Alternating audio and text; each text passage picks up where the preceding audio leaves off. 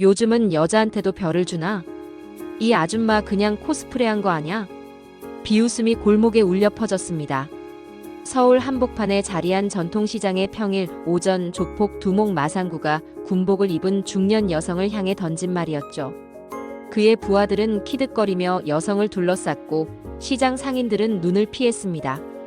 정한결은 아무 말 없이 장바구니를 들고 마상구 앞에 조용히 섰습니다.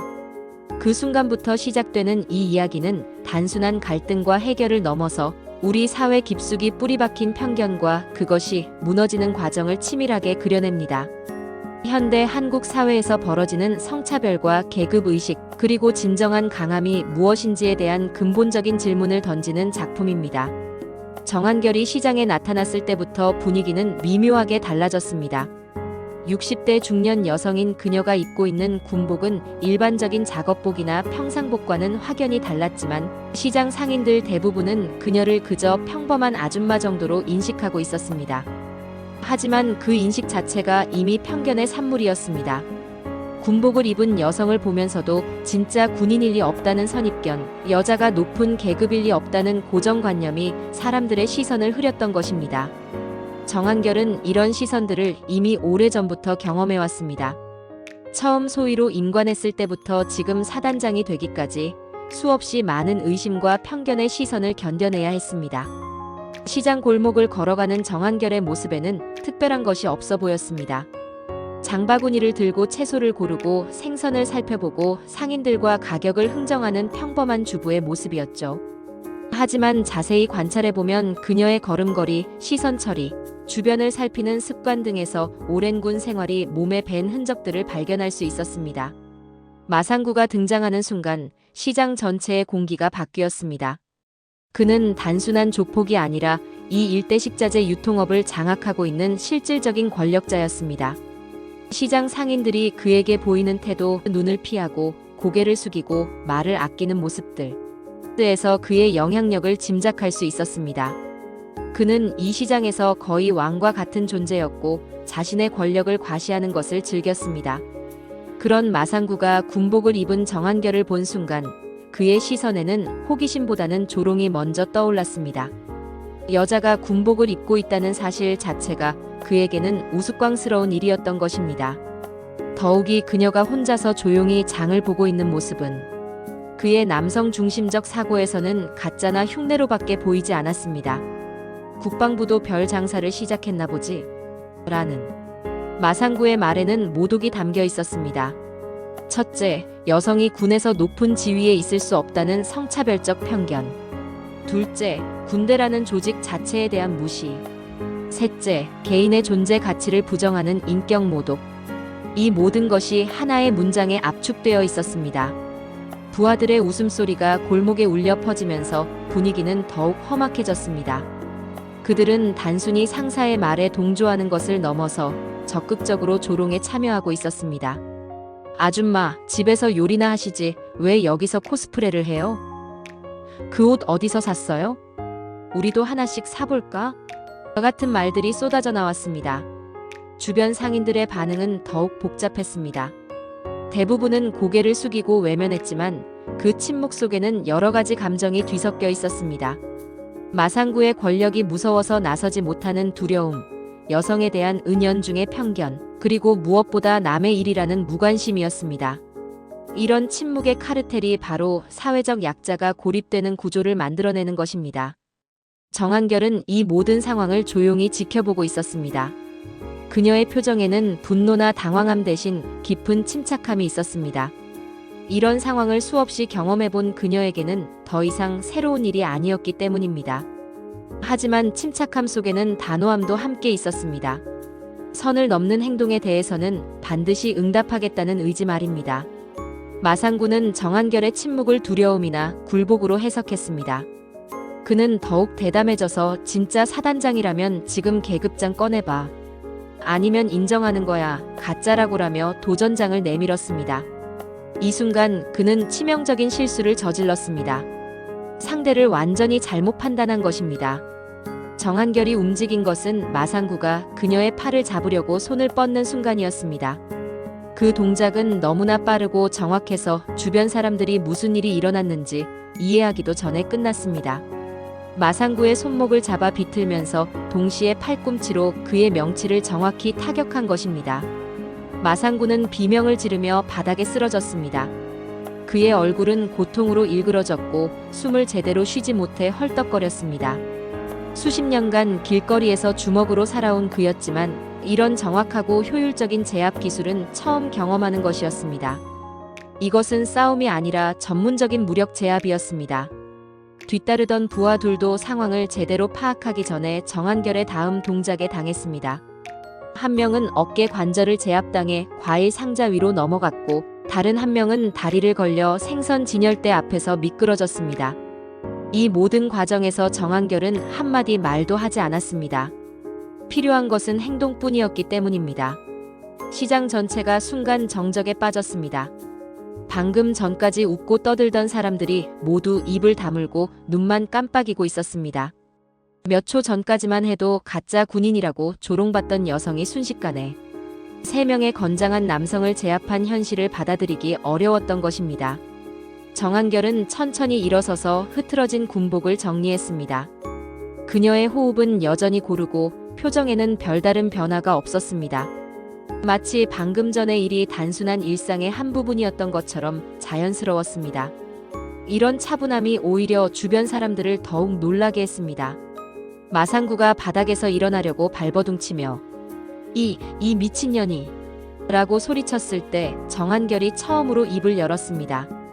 말 조심하시죠. 계급 차이가 나잖아요. 이 한마디에는 군인으로서의 권위와 개인으로서의 품격이 동시에 담겨 있었습니다. 채소 가게를 운영하는 지연우가 조용히 앞으로 나서서 떨리는 목소리로 말했습니다. 저분 진짜 사단장님이에요. 이 한마디가 시장 전체의 분위기를 완전히 바꿔놓았습니다. 사람들은 서로를 바라보며 믿을 수 없다는 표정을 지었습니다. 지연우는 계속해서 설명했습니다. 우리 아들이 군대 갔을 때 부모님 돌아가셨다고 연락 왔는데 그때 직접 휴가 내주시고 교통편까지 알아봐 주신 분이에요. 제가 감사 인사드리러 갔을 때 사단장실에서 뵀거든요. 그녀의 목소리에는 진심 어린 감사가 담겨 있었습니다. 또 다른 상인이 끼어들었습니다. 아, 그래서 군복이 그렇게 자연스러웠구나. 처음 봤을 때부터 뭔가 다르다 싶었어. 사람들은 이제 정한결을 다른 시선으로 바라보기 시작했습니다.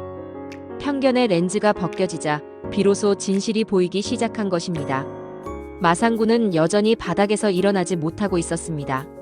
신체적 고통보다는 정신적 충격이 더 컸습니다. 자신이 그토록 확신했던 판단이 완전히 틀렸다는 사실, 그리고 그 잘못된 판단으로 인해 돌이킬 수 없는 실수를 저질렀다는 깨달음이 그를 더욱 괴롭혔습니다. 부하들도 마찬가지였습니다. 그들은 정한결을 바라보며 어떻게 반응해야 할지 몰라 했습니다. 상사에게 충성하는 것과 현실을 인정하는 것 사이에서 갈등하고 있었던 것입니다.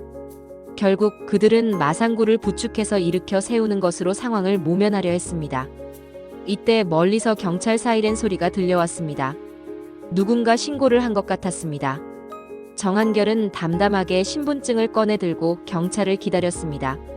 그녀에게는 숨길 것도 변명할 것도 없었습니다. 정당방위였고 자신의 신분도 명확했기 때문입니다. 경찰이 도착해서 상황을 정리한 후 마상구는 자신의 부하들과 함께 시장을 떠났습니다. 하지만 그의 얼굴에는 굴욕감과 분노가 뒤섞인 복잡한 감정이 어려 있었습니다. 그는 이 일을 그냥 넘어갈 사람이 아니었습니다. 수십 년간 이 지역에서 권력을 유지해온 그에게 이런 공개적인 굴욕은 참을 수 없는 일이었습니다. 정한결이 시장을 떠난 후 상인들 사이에서는 그녀에 대한 이야기가 계속 오갔습니다. 대부분은 경외감과 존경심이 담긴 내용이었지만 일부는 걱정스러운 목소리를 내기도 했습니다. 마상구가 가만히 있을까?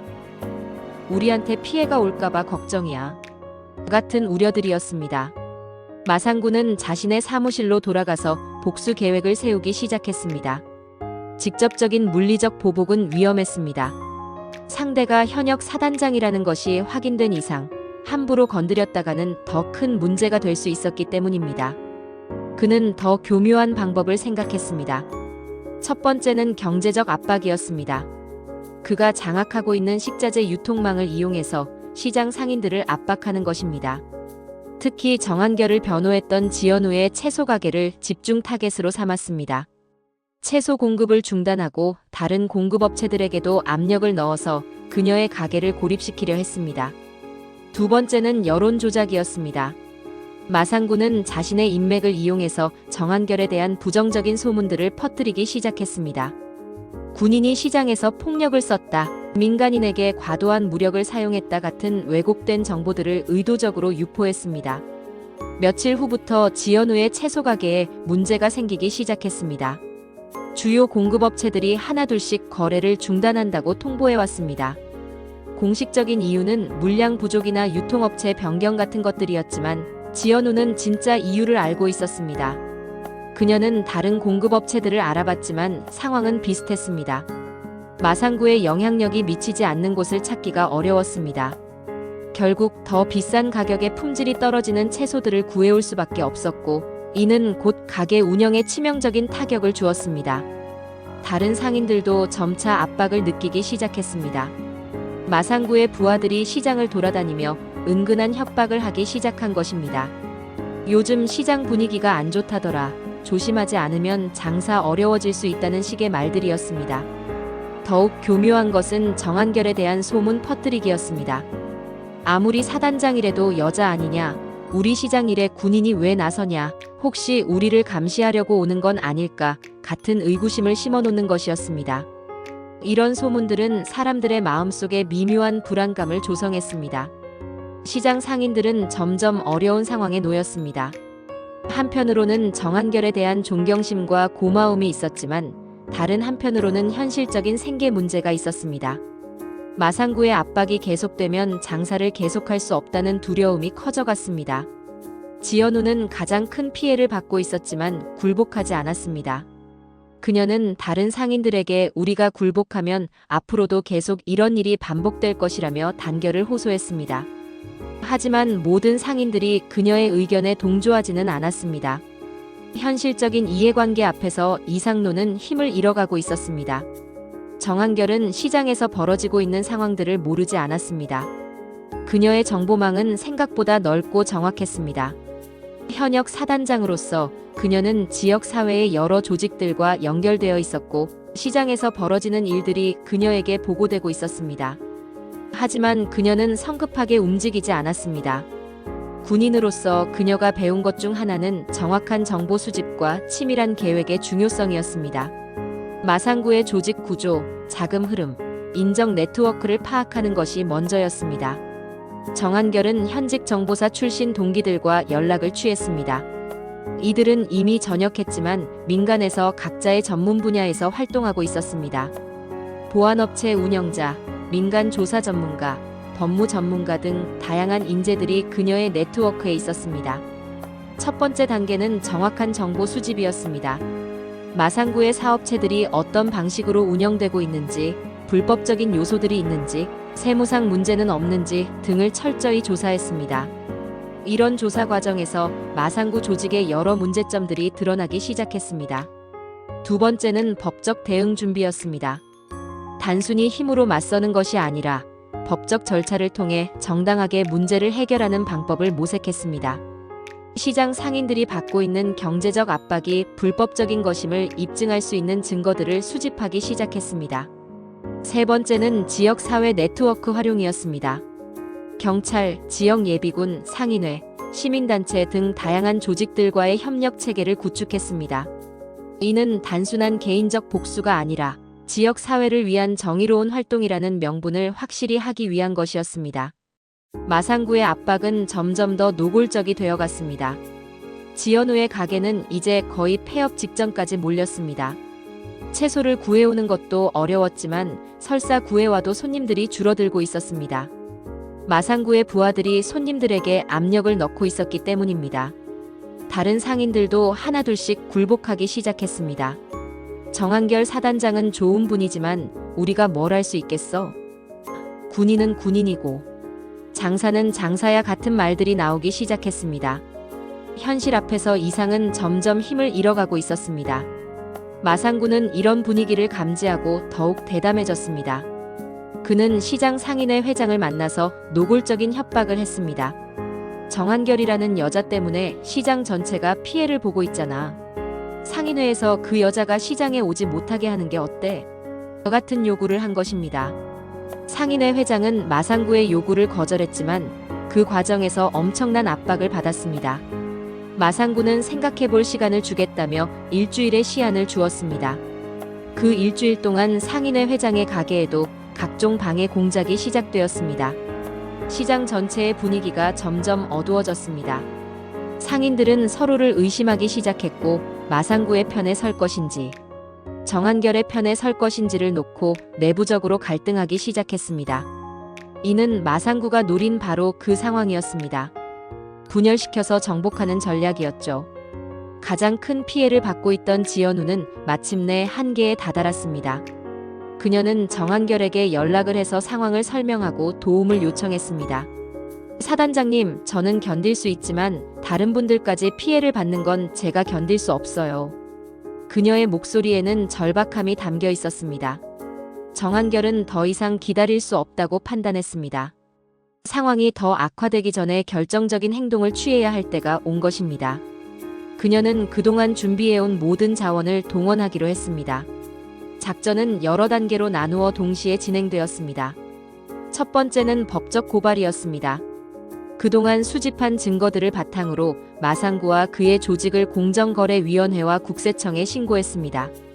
불법적인 시장 독점과 탈세 혐의였습니다. 두 번째는 경찰과의 협력이었습니다.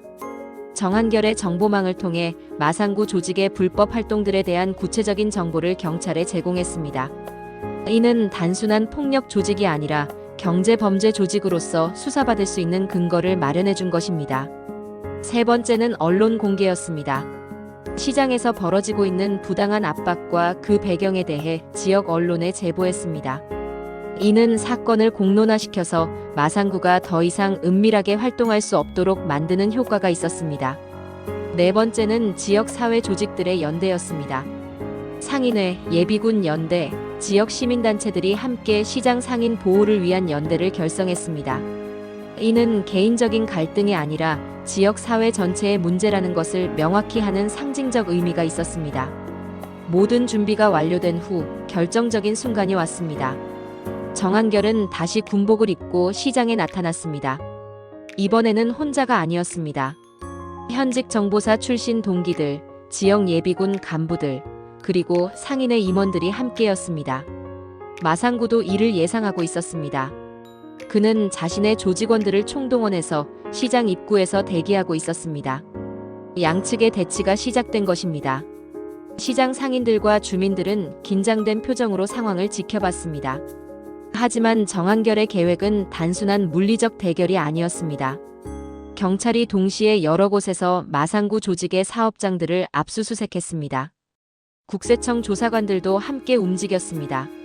이는 마상구가 예상하지 못한 전방위적 공격이었습니다. 마상구는 시장 입구에서 대치하고 있는 동안 자신의 근거지들이 하나씩 무너져가고 있다는 것을 깨달았습니다.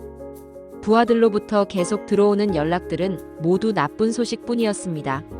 사장님, 본사가 압수수색당했어요. 사장님, 창고도 봉쇄됐어요. 사장님, 계좌가 동결됐다고 해요. 이 순간 마상구는 자신이 정한결을 완전히 과소평가했다는 것을 깨달았습니다. 그녀는 단순한 군인이 아니라 치밀한 전략가였습니다. 개인적인 복수가 아니라 조직적이고 체계적인 정의 구현이었습니다. 시장 입구에서의 대치는 결국 마상구의 항복으로 끝났습니다. 경찰이 영장을 들고 나타나자 그는 더 이상 저항할 명분을 잃었습니다. 그의 부하들도 하나둘씩 체포되거나 도망쳤습니다. 수십 년간 이 지역을 지배했던 권력 구조가 하루아침에 무너진 것입니다. 마상구 조직이 해체된 후 시장에는 새로운 평화가 찾아왔습니다. 상인들은 더 이상 누군가의 눈치를 보며 장사할 필요가 없어졌습니다. 지연우의 채소 가게도 정상적인 공급망을 회복했고 다른 상인들도 안정을 되찾았습니다. 정한결이 다시 군복을 입고 시장에 나타났을 때 이번에는 완전히 다른 반응이 기다리고 있었습니다. 상인들이 하나둘씩 나와서 박수를 쳤습니다. 처음에는 몇 명이었지만 점점 더 많은 사람들이 동참했습니다. 결국 시장 전체가 박수 소리로 가득 찼습니다.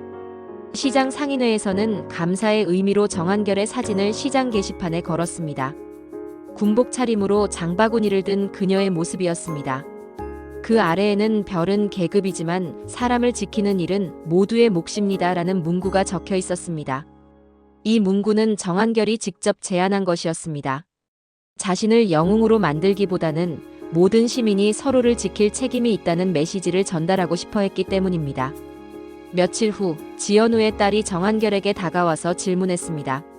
사단장님, 군인이 아니어도 누군가를 지킬 수 있을까요? 어린 소녀의 순수한 질문이었지만 그 속에는 어른들의 행동을 보고 자란 아이의 진지한 고민이 담겨 있었습니다. 정한결은 무릎을 굽혀 아이와 눈높이를 맞추고 대답했습니다. 장보다 어려운 일이지만 훨씬 맛있어요. 이 대답에는 여러 의미가 담겨 있었습니다. 시장에서 장을 보는 평범한 일상과 사람을 지키는 숭고한 행위를 연결시키면서 어려운 일이지만 그만큼 보람 있는 일이라는 메시지를 전달한 것입니다. 아이는 정한결의 대답을 곰곰이 생각해 보더니 밝게 웃으며 말했습니다. 그럼 저도 할 수 있겠네요. 이 순간 정한결은 이번 사건의 진정한 의미를 깨달았습니다.